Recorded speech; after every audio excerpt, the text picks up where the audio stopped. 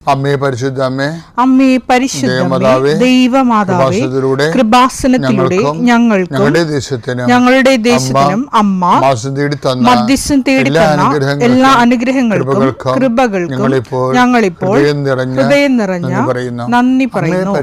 അമ്മേ പരിശുദ്ധമ്മേ ദൈവമാതാവേ, 2004 ഡിസംബർ 7 ഉച്ചകഴിഞ്ഞ് 2:30 കൃപാസനത്തിൽ സംഭവിച്ച അമ്മ പ്രത്യക്ഷപ്പെടലിനെക്കുറിച്ച് തിരുസഭയ്ക്ക് സമർപ്പിച്ചിരിക്കുന്ന പഠനരേഖകളുടെ മേൽ സഭാത്മകമായ പഠനം ആരംഭിക്കുവാൻ ഞങ്ങൾ പ്രാർത്ഥിക്കുന്നു. അമ്മേ പരിശുദ്ധമേ, ഭൂസ്വർലോകങ്ങളുടെ രാജ്ഞിയായ അങ്ങേയ്ക്ക് ഭൗമസംരക്ഷണത്തിനായി പ്രപഞ്ചപ്രകൃതിയെ തന്നെ തിരുസഭ പ്രതിഷ്ഠിക്കുവാൻ ഈ പ്രത്യക്ഷീകരണം വഴി ഇടയാക്കണമേ. പരിശുദ്ധമേ, ജപമാല മാതാവേ, സകല കൃപാസനം പ്രാർത്ഥനയോടും ചേർത്ത് ഞങ്ങളിപ്പോൾ പ്രാർത്ഥിക്കുന്ന ഈ കുടുംബത്തിന്റെ പ്രത്യേക നിയോഗം പറ മക്കളെ.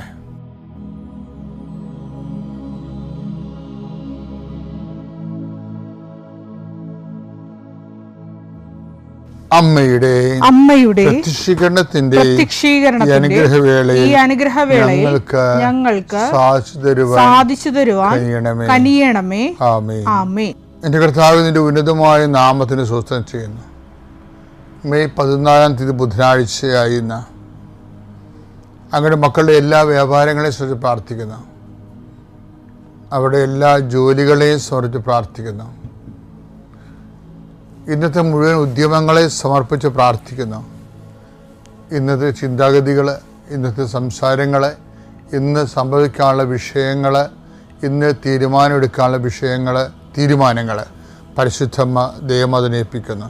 ആശുപത്രിയിൽ കിടക്കരോഗിയിൽപ്പെട്ടിരിക്കുന്നവരും ഉണങ്ങാത്ത പരുവ് കരിഞ്ഞു പോണതായിട്ട് കർത്താവ് കാണിക്കുന്നുണ്ട്. ആ രോഗികൾക്കെല്ലാം വേണ്ടി ഇപ്പോൾ പ്രാർത്ഥിക്കുന്നു. ഉണങ്ങാത്ത പരുവുകൾ, വർഷങ്ങളും മാസങ്ങളുമായി ഉണങ്ങാതിരിക്കുന്ന പരുവുകൾ കരിഞ്ഞു പോകുന്നത് കർത്താവ് കാണിക്കുന്നുണ്ട്. പ്രത്യേകിച്ച് മുട്ടിൻ്റെ പരുക്കൾ കർത്താവിൻ്റെ നാമത്തിൽ സൗഖ്യമാകട്ടെ എന്ന് കൽപ്പിക്കുന്നു. എൻ്റെ കർത്താവിന് ഉന്നതമായ നാമത്തിൽ അസ്ഥിക്ഷയങ്ങൾ, അസ്ഥിയുടെ ബലക്ഷയങ്ങൾ കർത്താവിൻ്റെ നാമത്തിൽ സമർപ്പിച്ച് പ്രാർത്ഥിക്കുന്നു. മാതാവിൻ്റെ മധ്യസ്ഥനെ ഏൽപ്പിച്ച് പ്രാർത്ഥിക്കുന്നു. കർത്താവിൻ്റെ ഉന്നതമായ നാമത്തിന് ശരീരത്തിൽ കർത്താവ് ചൂട് കൂടുന്നതിന് മൂലകാരണങ്ങളുണ്ടാകുന്ന രോഗങ്ങൾ, ആ രോഗങ്ങളെ മുഴുവനായി ശ്രമിച്ച് പ്രാർത്ഥിക്കുന്നു. കർത്താവ് നിൻ്റെ തിരുമുറുവാടുന്ന വലതുകരം, ആണിപ്പെടുത്താറുന്ന അത്ഭുതകരം, അങ്ങനെ ശരീരം മൊത്തത്തിൽ ചൂടാകുന്ന വ്യക്തികൾ, മൊത്തത്തിൽ രക്തം ചൂടാകുന്ന വ്യക്തികൾ, കോശങ്ങൾ ചൂടാകുന്ന വ്യക്തികൾ, ആകപ്പാട് ചൂട് കൊണ്ട് ഉറക്കമില്ലാത്ത വ്യക്തികൾ, പ്രഷർ കൂടുന്നവർ, ഷുഗർ കൂടുന്നവർ, മറ്റു രോഗങ്ങളിലെല്ലാം ആധിക്യമുള്ളവർ യേശുക്രിസ്തു ഉന്നതമായ നാമത്തിൽ സൗഖ്യപ്പെടട്ടെ എന്ന് പ്രാർത്ഥിക്കുന്നു. എൻ്റെ കർത്താവിൻ്റെ ഉന്നതമായ നാമത്തിൽ ജോലി ഇല്ലാത്ത ദിവസത്തിൽ പ്രാർത്ഥിക്കുന്നു. ജോലിക്ക് വേണ്ടി പരിശ്രമിക്കുന്ന ദിവസം പ്രാർത്ഥിക്കുന്നു. പരിശ്രമിച്ചിട്ടും പേർത്തും കർത്താവെ, അങ്ങനെ അവരുടെ ഉദ്യമങ്ങൾ എല്ലാം അവതാളത്തിലാവുകയും നഷ്ടപ്പെടുകയും ചെയ്യുന്നവർ, അതിന് ഫലപ്രാപ്തി കാണാതെ മനസ്സിടിഞ്ഞു പോയവർക്ക് വേണ്ടി പ്രാർത്ഥിക്കുന്നു. കർത്താവ് ഓരോ ഉദ്യമങ്ങൾ, ഓരോ പരീക്ഷകൾ, ഓരോ ഇൻ്റർവ്യൂകൾ അവർ തോറ്റെന്ന് കേൾക്കുമ്പോൾ അവരെക്കുറിച്ച് തന്നെയുള്ള ആത്മവിശ്വാസം നഷ്ടപ്പെടുകയും, അതേസമയം കർത്താവ് ഉടമ്പടിയുടെ ശക്തിയിൽ നോട്ട് ബൈ മെറിറ്റിൽ ബട്ട് ബൈ ഗ്രേസ് വർക്ക് ചെയ്യുന്ന ഉടമ്പടി ദൈവത്തിൻ്റെ കൃപയിൽ അമിതമായി ആശ്രയിച്ചുകൊണ്ടും അടിസ്ഥാനപരമായി ആശ്രയിച്ചുകൊണ്ടും കർത്താവിൻ്റെ കൃപയെ ആർജിക്കാൻ ആവശ്യമായ ജീവിത രീതി പുനഃക്രമീകരിച്ചുകൊണ്ടും സുവിശേഷമായി ജീവിക്കാൻ വേണ്ടി ആത്മീയ കൃപയ്ക്ക് വേണ്ടി പ്രാർത്ഥിക്കുന്നു. എൻ്റെ കർത്താവ് ഉന്നതമായ നാമത്തെ ആശ്രയിച്ച് പ്രാർത്ഥിക്കുന്നു. വീട്, അതുതന്നെ പാർപ്പിടം, അതിൻ്റെ കേടുപാടുകൾ, അതുമൂലം ഉണ്ടാകുന്ന അറ്റകുറ്റപ്പണികൾ, വീടുള്ളതും ഇല്ലാത്തതും ഒരുപോലെ ആകുന്ന രീതിയിലുള്ള ചോർച്ചകൾ, അതിന് റിപ്പയർ ചെയ്യാൻ മാർഗമില്ലാത്തവർ, അതിന് ചെയ്യാതെ കഴിഞ്ഞാൽ ഭാഗോടപടി നടക്കാത്ത കുടുംബങ്ങൾ, അതിൻ്റെ പേരിൽ ആർക്കും തറവാടിനോട് താല്പര്യമില്ലാത്തവൻ്റെ പേരിൽ ആരും കാശ് മുടക്കാതെ ഇട്ടിരിക്കുന്ന കുടുംബങ്ങൾ, ദ്രവിച്ചുകൊണ്ടിരിക്കുന്ന തറവാടുകൾ, അത് താമസിക്കുന്നതിന് വരുന്ന രൂപമക്കൾ, അവരുടെ മാനസിക അവസ്ഥകൾ എല്ലാം സമർപ്പിച്ച് പ്രാർത്ഥിക്കുന്നു. കർത്താവ് ഈ ഇരുട്ട് മൂടി കിടക്കുന്ന കുടുംബങ്ങൾ, മാനസികമായിട്ട് ഇരുട്ടുമൂടി കിടക്കുന്ന കുടുംബങ്ങൾ, സാമ്പത്തികമായി ഇരുട്ടുമൂടി കിടക്കുന്ന കുടുംബങ്ങൾ, പരസ്പര ബന്ധവും സ്നേഹവും ഇല്ലാതെ എവിടെയെങ്കിലും പോയാൽ മതി, വിറ്റ് ചുട്ട് കളഞ്ഞാൽ മതി, ഇന്ന് വിറ്റ് കിട്ടിയാൽ മതി എന്നൊക്കെ പറഞ്ഞുകൊണ്ട് ഇങ്ങനെ വല്ലാത്ത രീതിയിൽ അങ്ങോട്ടും ഇങ്ങോട്ടും കുറ്റം പഴിചാരി ഭാരപ്പെടുന്ന വ്യക്തികളുടെ ജീവിതം കർത്താവിൻ്റെ കുരിശ് ഞാൻ ആ ഭവനത്തിൻ്റെ വാതിൽ നാട്ടുന്നു.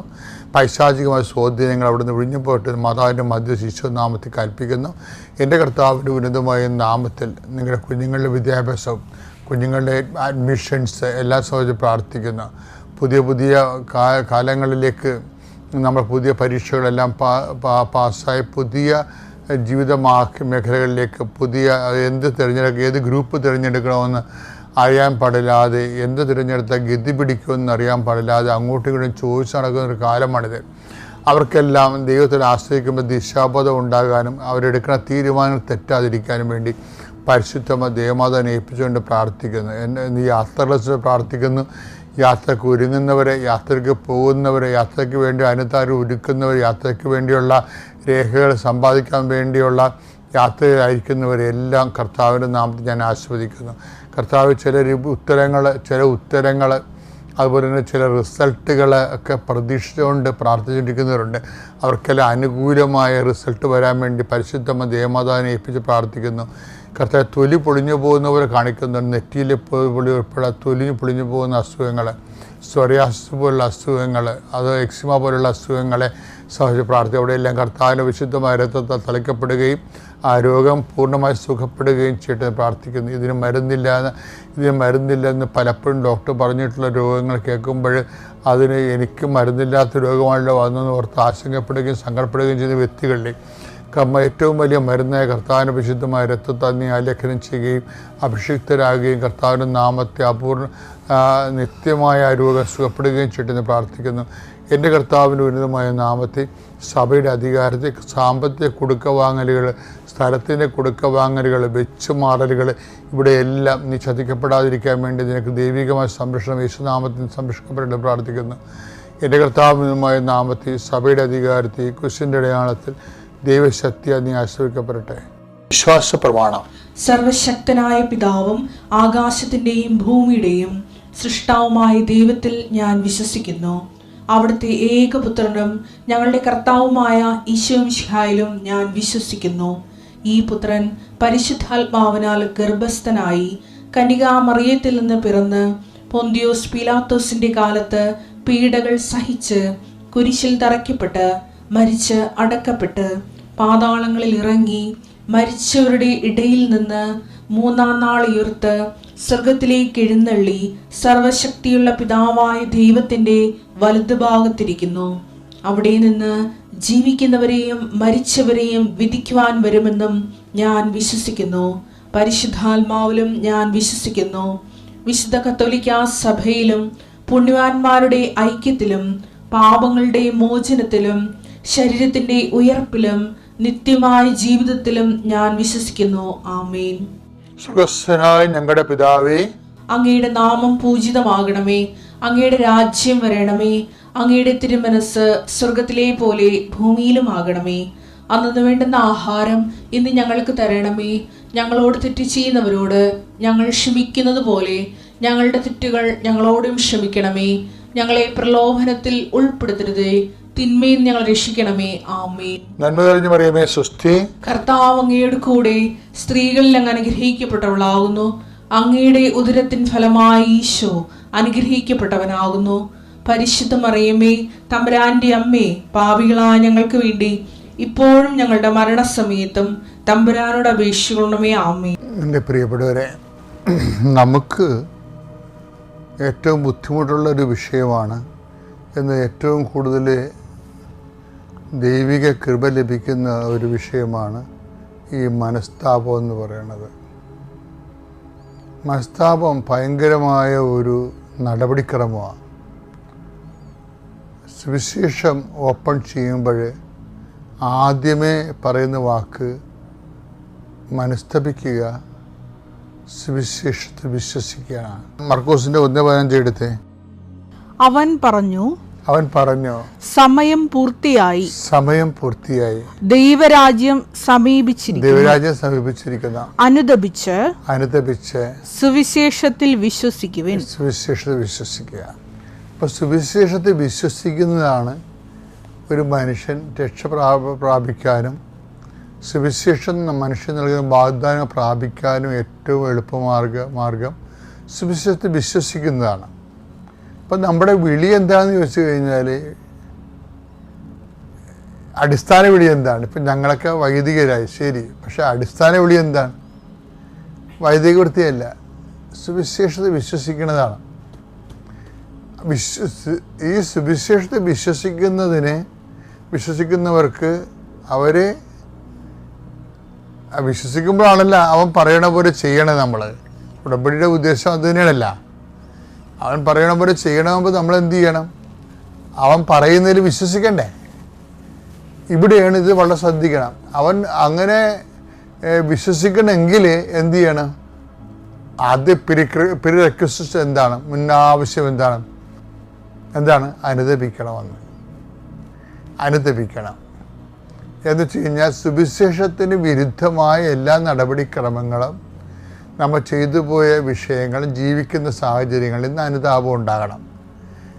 അല്ലാതെ ചില ആൾക്കാരൊക്കെ ഇല്ലേ, ഒരു 3 പ്രാവശ്യം ബൈബിൾ എഴുതി എന്നൊക്കെ പറയത്തില്ലേ, അത് നല്ല കാര്യമാണ്. പക്ഷേ ആ അടിസ്ഥാന നമ്മുടെ ലൈഫ് എന്താണ്?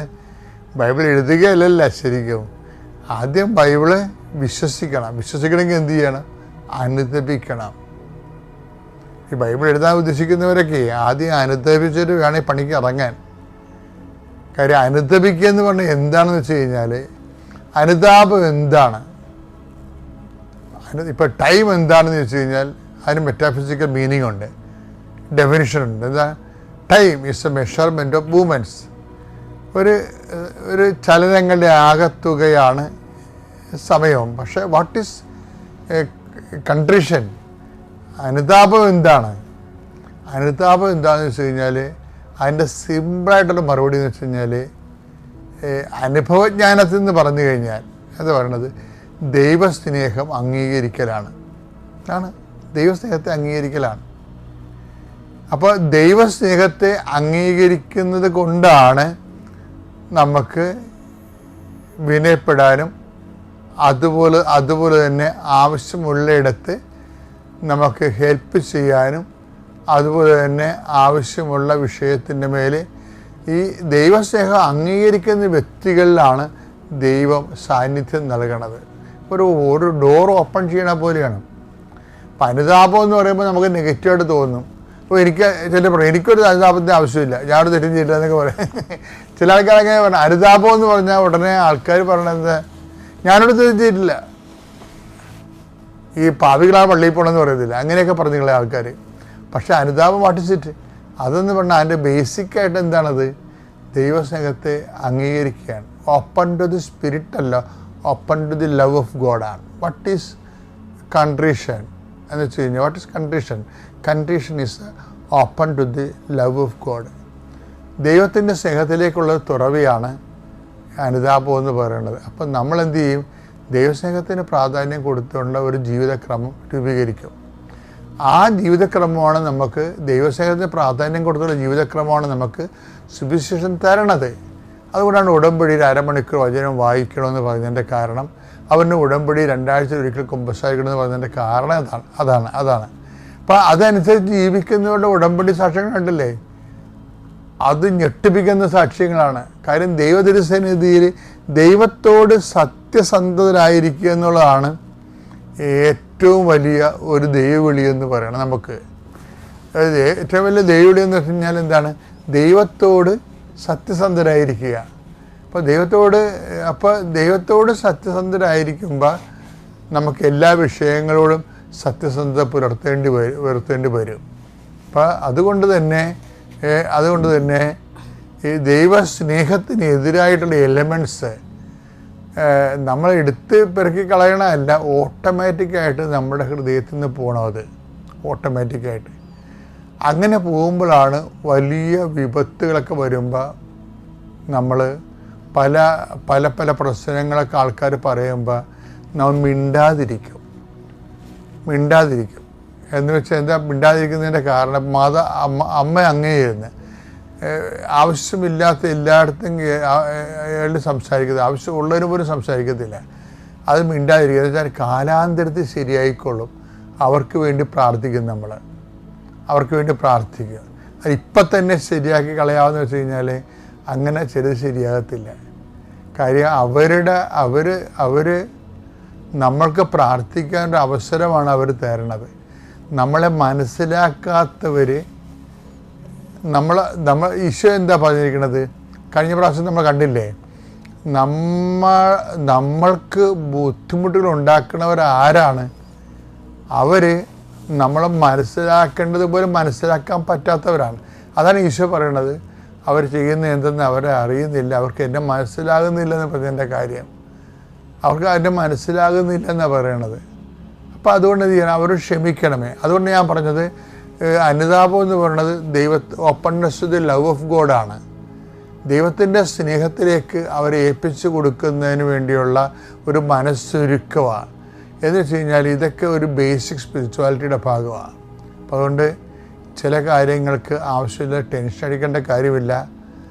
അനുദപിക്കാൻ വേണ്ടി കിട്ടുന്ന അവസരങ്ങളും ദൈവസ്നേഹത്തിൽ നിറയാൻ എല്ലാ പ്രതികൂല അവസരങ്ങളും ആ പ്രതികൂലങ്ങളെല്ലാം അനുകൂലമാക്കുന്നത് ആ മേഖലയിൽ അതിൻ്റെ കറസ്പോണ്ടിങ് ആയിട്ടുള്ള ലവ് ഓഫ് ദൈവസ്നേഹം കൊണ്ട് നമ്മൾ നിറയുമ്പോഴാണ്. അപ്പോൾ ഒരു നല്ല ദിവസം നിശ്ചയിക്കുകയാണ്.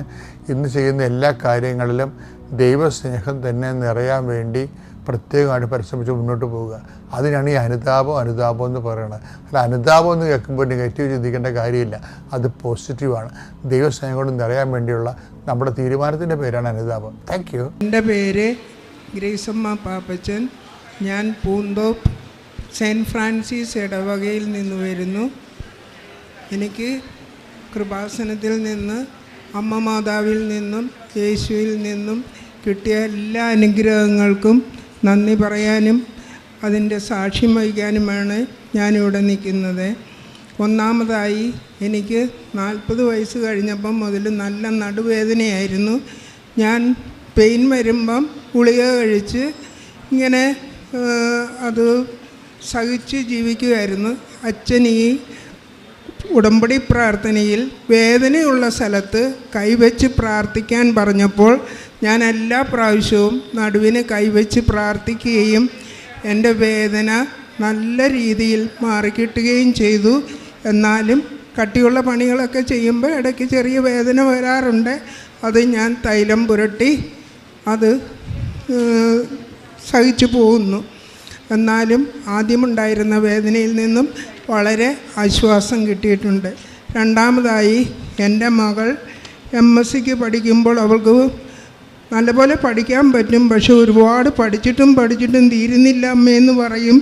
അപ്പം ഞാൻ പറഞ്ഞു, സാരമില്ല മോളെ, ഞാൻ ഉടമ്പടിയിൽ വെച്ച് പ്രാർത്ഥിക്കാം, മോൾ പഠിച്ചോ, ഒരു കുഴപ്പവും ഉണ്ടാകത്തില്ല എന്ന് പറഞ്ഞു. അങ്ങനെ അവൾ പഠിച്ചു, ഡിസ്റ്റിങ്ഷനോടുകൂടി അവൾ പാസ്സായി. അത് കഴിഞ്ഞ് അവൾ വിചാരിച്ച് ഇപ്പം നല്ല കഴിവുണ്ടല്ലോ എന്ന് വിചാരിച്ച് അവൾ IELTSന് ശ്രമിച്ചു. പക്ഷേ 4 പ്രാവശ്യം എഴുതിയിട്ടും അവൾക്ക് കിട്ടിയില്ല. അതിനിടയിൽ അവളുടെ കല്യാണം കഴിഞ്ഞു, ഒരാൺകുട്ടിയും ഉണ്ടായി. പക്ഷേ ഈ IELTS മാത്രം കിട്ടുന്നില്ല. ഞാൻ പറഞ്ഞു, മോള് ഉടമ്പടിയിൽ അമ്മ പ്രാർത്ഥിക്കുമ്പം മോളും അമ്മയുടെ കൂടെ നിന്ന് പ്രാർത്ഥിക്കുക. അങ്ങനെ ഞാനത് ഉടമ്പടിയിൽ വെച്ചു. അവൾക്ക് UK പോകാനുള്ള സ്കോർ കിട്ടി. അവൾ UK പോയി. മിനിഞ്ഞാന്ന് അവളും ഫാമിലിയും കൂടെ ഭർത്താവും കുഞ്ഞുമായിട്ട് UK പക്ഷെ അവിടെ നല്ല തണുപ്പാണ്. സഹിക്കുന്നതിനുള്ള ശക്തി കൊടുക്കുന്നതിന് വേണ്ടി ഞങ്ങൾ പ്രാർത്ഥിക്കുന്നു. മൂന്നാമതായിട്ട് എൻ്റെ ഹസ്ബൻഡാണിത്. ഹസ്ബൻഡിന് ഇടയ്ക്ക് ഇയർ ബാലൻസിൻ്റെ പ്രോബ്ലം ഉണ്ടാകുമായിരുന്നു. അപ്പോൾ ബെർട്ടിൽ എന്ന് പറയുന്ന ഒരു ഗുളിക കഴിച്ച് അത് ആശ്വാസം കണ്ടെത്തിയിരുന്നു. പക്ഷേ ഒരു ദിവസം നല്ല പോലെ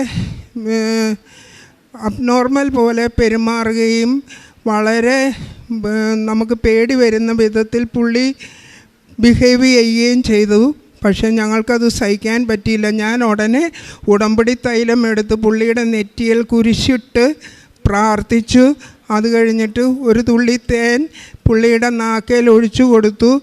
എന്തായാലും ഇച്ചിരി കഴിഞ്ഞപ്പോൾ പുള്ളി പറഞ്ഞു, എനിക്കൊരു കുഴപ്പമില്ല. ഞാൻ പറഞ്ഞല്ല, ഹോസ്പിറ്റലിൽ പോയി എന്താണെന്ന് വെച്ചാൽ നമുക്ക് ചെക്ക് ചെയ്യണം എന്നും പറഞ്ഞ് പുള്ളി തന്നെ ഡ്രൈവ് ചെയ്ത് ഹോസ്പിറ്റലിൽ പോയി ചെക്ക് ചെയ്തപ്പം ഷുഗർ ഡൗൺ ആയിരുന്നു. ആ ഷുഗർ മേക്കപ്പ് ആകാനുള്ള ഗുളിക ഡോക്ടർ കൊടുത്തു. ഇപ്പം മരുന്നൊന്നും പ്രത്യേകിച്ച് കഴിക്കുന്നില്ല. വല്ലപ്പോഴും തലകറക്കം പോലെ തോന്നുമ്പം ഒരു 2-3 മാസത്തിനുള്ളിൽ വരുവാണെങ്കിൽ മാത്രം ഒരു ഗുളിക എടുത്ത് കഴിക്കാറുണ്ട്. പിന്നെ നാലാമതായിട്ട് എൻ്റെ ഇളയ മകൻ പല സ്ഥലത്തും ജോലി ചെയ്തിട്ടും അവന് സ്ഥിരമായ ഒരു ജോലി ഇല്ലായിരുന്നു. അവനോട് ഞങ്ങൾ പറഞ്ഞു, നീയും IELTS എഴുത്, അപ്പം നിനക്ക് കിട്ടും. അവൻ പറഞ്ഞു, ഒരിക്കലും എനിക്ക് കിട്ടത്തില്ല, കാരണം ഭയങ്കര പാടാന്ന് പറഞ്ഞു. ഏതായാലും അവൻ ഇവിടെ വന്ന് പ്രാർത്ഥിക്കുകയും മുട്ടിപ്പായി പ്രാർത്ഥിക്കുകയും ഞാനത് ഉടമ്പടിയിൽ വെച്ച് പ്രാർത്ഥിക്കുകയും ചെയ്തതിൻ്റെ ഫലമായി അവൻ IELTS നല്ല സ്കോറോടുകൂടി പാസ്സാകുകയും ഇൻ്റർവ്യൂ കഴിഞ്ഞ് ഇൻ്റർവ്യൂവിലും അവൻ പാസ്സാകുകയും ചെയ്തു.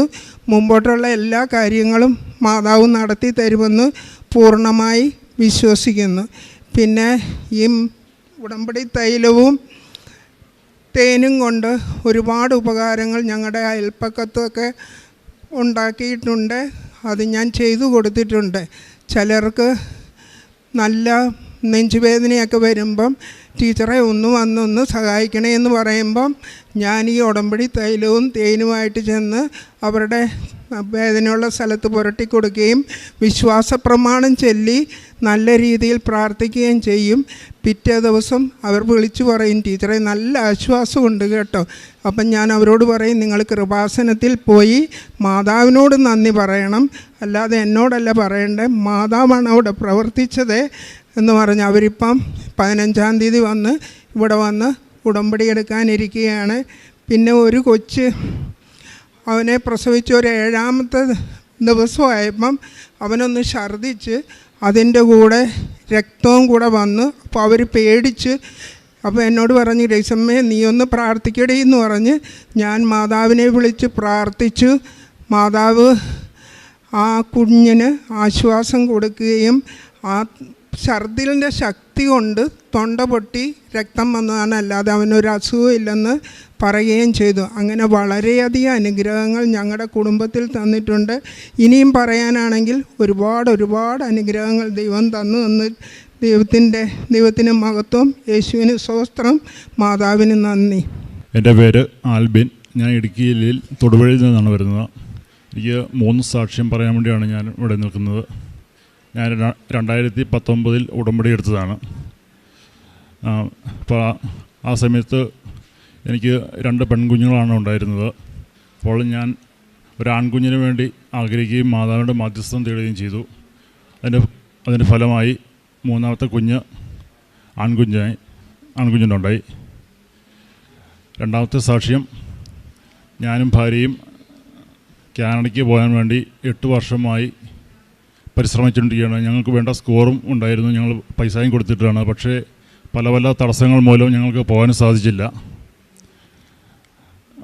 ഞങ്ങൾ ഉടമ്പടി പുതുക്കിക്കൊണ്ടിരുന്നു. ഞങ്ങൾ തീക്ഷ്ണമായി പ്രാർത്ഥിച്ചുകൊണ്ടിരുന്നു. ഈ 1 മാസം മുൻപ് ഭാര്യയ്ക്ക് പെട്ടെന്നൊരു UK ഇൻ്റർവ്യൂ വരികയും അത് പാസ്സാവുകയും ചെയ്തു. എനിക്കും ഭാര്യയ്ക്കും വിസ വന്നു. ഭാര്യ മിനിഞ്ഞാന്ന് UK പോയി. ഞാൻ കുഞ്ഞുങ്ങൾക്ക് വിസ വരാൻ വേണ്ടി വെയിറ്റ് ചെയ്യുകയായിരുന്നു. ഇന്ന് പിള്ളേർക്കും വിസ വന്നു, എനിക്കും വിസ വന്നു. പിന്നെ 3ാമത്തെ സാക്ഷ്യം, ഞങ്ങൾക്ക് കടബാധ്യത ഉണ്ടായിരുന്നു. അപ്പം ഞങ്ങൾ കടബാധ്യത വീട്ടാൻ വേണ്ടി ട്രൈ ചെയ്തെങ്കിലും സാധിച്ചില്ല. അപ്പം ബാങ്കുകാർ ജപ്തി നടപടി ആരംഭിക്കുമെന്ന് പറഞ്ഞു. ഞാൻ വിശ്വസിച്ച് വെഞ്ചരിച്ച ഉപ്പ് പറമ്പിൽ വിതറുകയും വിശ്വാസത്തോടെ പ്രാർത്ഥിക്കുകയും ചെയ്തതിൻ്റെ ഫലമായി ജപ്തി നടപടി ഒഴിവായിപ്പോയി. എനിക്ക് വേണ്ടി മധ്യസ്ഥം പ്രാർത്ഥിച്ച കൃപാസന മാതാവിന് എന്നെ അനുഗ്രഹിച്ച ഈശോയ്ക്ക് വരാതിരുന്ന നന്ദി. കുഞ്ഞുങ്ങൾക്ക് 3 പേരും സംസാര വൈകല്യം ഉണ്ടായിരുന്നു. ഞാൻ അച്ഛനെ വന്ന് കാണുകയും അച്ഛൻ നാവിൽ കുരിശ് വരച്ച് പ്രാർത്ഥിക്കുകയും ചെയ്തു. ഞാൻ തൈലം അവരുടെ നെറ്റിയിൽ പുരട്ടിക്കൊണ്ടിരുന്നു. അതിൻ്റെ ഫലമായി കുഞ്ഞുങ്ങളെ സംസാര വൈകല്യം മാറിപ്പോയി. ഇപ്പം യാതൊരു കുഴപ്പമില്ല.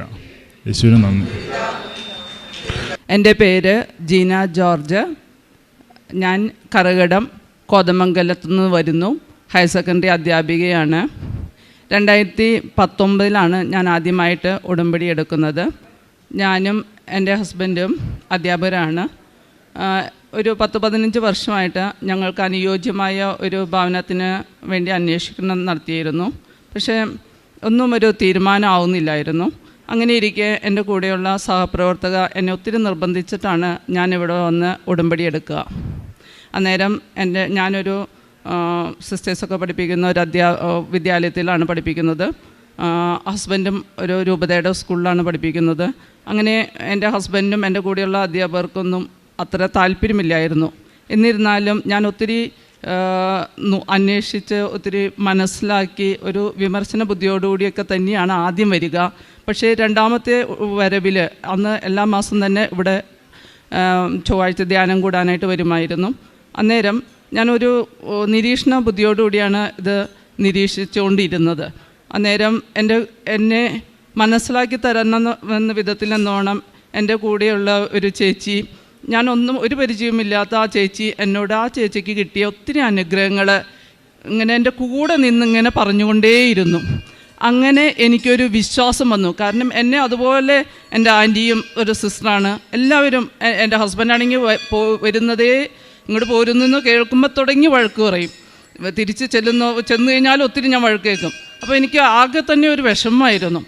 എന്നിരുന്നാലും ഞാനിതിനെ നിരീക്ഷിച്ച് കഴിഞ്ഞപ്പോൾ എനിക്ക് മനസ്സിലായി എന്തു വന്നാലും ഇതൊരു നവീകരണത്തിന് ഉതകുന്ന രീതിയിലാണ് എല്ലാ കാര്യങ്ങളും.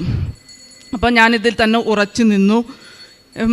ഞങ്ങളുടെ അധികം താമസിയാതെ 2019 അവസാനമായപ്പോഴേക്കും ഒരു തീരുമാനത്തിലെത്തി, വീട് അവിടെ തന്നെ ഉള്ള വീട് നന്നായിട്ടൊന്ന് മോഡിഫൈ ചെയ്യാമെന്ന്. പക്ഷെ ആ തീരുമാനമെടുത്ത് അധികം താമസിയാതെ അതിന് വേണ്ടിയിട്ട് പദ്ധതികൾ പ്ലാൻ ചെയ്തു വന്നപ്പോഴേക്കും ഒത്തിരി തടസ്സങ്ങൾ എന്ന് പറഞ്ഞാൽ അസുഖങ്ങളായിട്ട് മറ്റ് പല രീതിയിലും നമ്മൾ വിചാരിക്കുന്നതിലും അപ്പുറമായിട്ട് ഒത്തിരി തടസ്സങ്ങൾ ഞങ്ങളെ അലട്ടിക്കൊണ്ടിരുന്നു. എന്നിരുന്നാലും ആ വിശ്വാസം നമ്മളെ പരീക്ഷിക്കപ്പെടുന്നത് പോലെ തന്നെയുള്ള പരീക്ഷണങ്ങൾ തന്നെയായിരുന്നു. അതിനോടനുബന്ധിച്ച് നമ്മുടെ കൃപയും മാതാവിലുള്ള വിശ്വാസവും അതുപോലെ എല്ലാ ദിവസവും ടോക്ക് ഒരു നേരത്തിന് പോലും പല നേരം ടോക്ക് കേൾക്കുകയും ആരാധനയിൽ പങ്കെടുക്കുകയും കൂടുതൽ പ്രാർത്ഥന ചെല്ലുകയും അങ്ങനെ ആ പരീക്ഷണങ്ങളൊക്കെ അതിജീവിക്കുകയും എല്ലാ ദിവസവും തന്നെ വിശുദ്ധ ബലിയിൽ, അന്നേരം ഞങ്ങൾ ജോലിക്കാരായതുകൊണ്ട് ഹസ്ബൻഡിന് ഒത്തിരി നേരത്തെ പോകുന്നതുകൊണ്ടും അത്ര താല്പര്യമൊന്നുമില്ലായിരുന്നു വിശുദ്ധ ബലിയിൽ പങ്കെടുക്കാനായിട്ട്. എന്നിരുന്നാലും എല്ലാ ദിവസവും ആ തടസ്സങ്ങളെയൊക്കെ നേരിട്ടുകൊണ്ട് എല്ലാ ദിവസവും വിശുദ്ധ ബലിയിൽ പങ്കെടുക്കാൻ പോകുകയും 3 കിലോമീറ്റർ അപ്പുറമാണ്. എന്നാലും ഞാൻ സ്കൂട്ടർ ഓടിച്ച് വിശുദ്ധ കുർബാനയ്ക്ക് പോയ ശേഷമാണ് ജോലിക്ക് പോയിരുന്നത് എല്ലാ ദിവസവും തന്നെ. അങ്ങനെ ഒരു 1.5 വർഷത്തോളം ആ തടസ്സങ്ങളെല്ലാം അതിജീവിച്ച് നല്ലൊരു രീതിയിൽ തന്നെ ഭവനം പൂർത്തിയാക്കാനായിട്ട് സാധിച്ചു. കാരണം അതോടൊപ്പം തന്നെ എൻ്റെ വിശ്വാസം എന്തിനേയും നേരിടാനുള്ള ഒരു ശക്തി എനിക്ക് ലഭിച്ചു. എൻ്റെ മക്കൾക്കും എൻ്റെ ഹസ്ബൻഡിനും, കാരണം എല്ലാ ഞായറാഴ്ചയും വിശുദ്ധ കുർബാനയിൽ പങ്കെടുക്കുകയും വേദപാഠം എല്ലാം ചെയ്യുന്നതാണ്. പക്ഷേ ആ വിശ്വാസം പല പരീക്ഷണങ്ങളാൽ പരീക്ഷിക്കപ്പെടുമ്പോഴാണല്ലോ നമ്മുടെ വിശ്വാസം ഉറച്ചതാവുന്നത്. എൻ്റെ മക്കൾക്കും അത്തരത്തിലൊരു വിശ്വാസത്തിലേക്ക് വരുവാനായിട്ട് സാധിച്ചു. അത്രമാത്രം പരീക്ഷണങ്ങൾ ഉണ്ടായി.